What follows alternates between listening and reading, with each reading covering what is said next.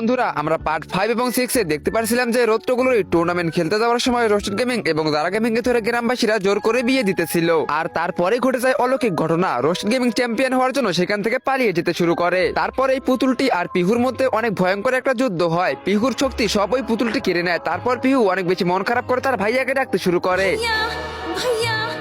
আর তার ডাক সোজা তার ভাইয়ের কান অব্দি পৌঁছায়। আর এখন দেখতে পারবেন পার্ট 7। এটা প্রায় 150 বছর আগের কথা। ঢোলকপুর গ্রামের এক কোণে একটি পরিবার বাস করত। সেই পরিবারে ছিল 4 জন, পিহু এবং তার বড় ভাই সাহুর এবং তাদের বাবা মা সহ 4 জনই থাকতো। একদিন সকালে পিহু আর সাহুর বাড়ির বাইরে খেলছিল এবং ভিতরে তাদের মা রান্নাঘরে রান্না করছিলেন। তিনি কিছুটা তাড়াহুড়া করছিলেন আর তখনই হঠাৎ করে তার কাপড়ে আগুন লেগে যায় এবং তিনি অনেক জোরে চিৎকার করছিলেন। পিহু আর সাহুর মায়ের চিৎকার শুনে দৌড়ে ভিতরে আসে এবং মাকে জ্বলতে দেখে তারা অনেক জোরে চিৎকার করে ওঠে, বাবা জলদি আসো, বাবা কই তুমি। তাদের চিৎকার শুনে জলদি করে বাবা নিচে আসে আর যখনই তার মাকে বাঁচানোর জন্য হাত বাড়িয়ে দেয় তখনই তার গায়েও আগুন লেগে যায় এবং মাত্র কয়েক সেকেন্ডের মধ্যে দুজনেই পুরে ছাই হয়ে যান। পিহু আর সাহুর শুধু চেয়ে চেয়ে দেখলো, মনে হলো যেন তাদের পুরো পৃথিবীটাই শেষ হয়ে গেছে। এখন পিহু একা বাড়িতে থাকতো এবং সাহুর মাঠে কাজ করতো, এই কারণে শুধু তার বোনকে যেন না খেয়ে থাকতে হয়। এক পূর্ণিমার রাত ছিল, সাহুর মাঠ থেকে কাজ করে বাড়ি ফিরছিল। তখনই তার নজর পড়ে একটি বাড়ির জানালার দিকে। সে দেখে এক ব্যক্তি কাউকে খুন করতেছে।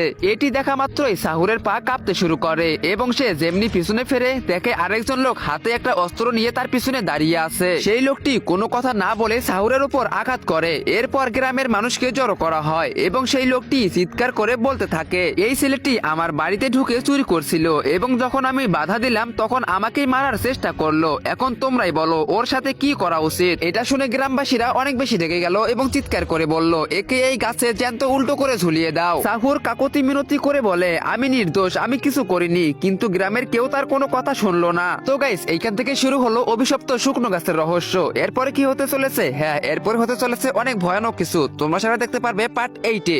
আর গাইস, তোমরা যদি পার্ট 8 দেখতে চাও অবশ্যই ভিডিওতে লাইক করে চ্যানেলকে সাবস্ক্রাইব করে দাও আর কমেন্ট বক্সে পার্ট 8 দেখো। আর তোমরা যারা যারা সবগুলো পার্ট দেখছো অবশ্যই কমেন্ট করো আমি সবগুলো দেখেছি।